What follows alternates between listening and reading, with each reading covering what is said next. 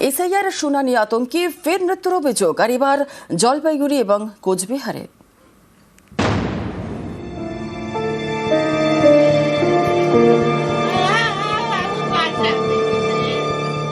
জলপাইগুড়ির ফুলবাড়ির চুনাভাটির বাসিন্দা মোহাম্মদ খাদেম মঙ্গলবার সকালে বাড়ির কাছে একটি গাছ থেকে তার ঝুলন্ত দেহ উদ্ধার হয়।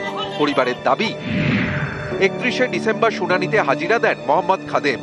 তারপর থেকে আতঙ্কে ছিলেন। সোমবার সন্ধ্যে থেকে নিখোঁজ। মঙ্গলবার সকালে ঝুলন্ত দেহ উদ্ধার হয়। শুনানির আতঙ্কেই আত্মঘাতী হয়েছেন বলে দাবি পরিবারের। আর বাবা তো সুসাইড করছে ওই পাশের জঙ্গলের মধ্যে, কারণ ওই এসআইআর এর আতঙ্কে। ডাক পড়েছিল হিয়ারিংও গেছি, হিয়ারিং সব সমাধান হয়ে গেছে। হিয়ারিং হওয়ার পরেও বাবা ভাবতেছে কি করবে, আমাদেরকে কোথায় নিয়ে যাবে, বাংলাদেশে পাঠাবে নাকি, ওইটার আতঙ্কেই বাবা এইসব হিয়ারিং।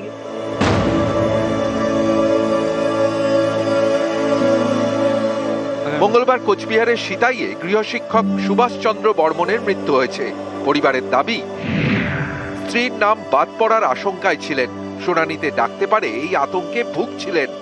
এর জেরেই সুভাষচন্দ্র বর্মন আত্মঘাতী হয়েছেন বলে দাবি পরিবারের। এসআইআর কি ভুল ছিল? ও বউয়ের নামের ভুল ছিল। কি ভুল ছিল? ভুলটা হলো কি, এখন ওই ভাইয়ের নাম বোধ হয় স্বামীর নাম হয়ে আছে। ডাক পেয়েছিল? না না, ওগুলোর ডাক পায়নি। টেনশন করতো এটা নিয়ে? টেনশন মানে দারুণ টেনশন।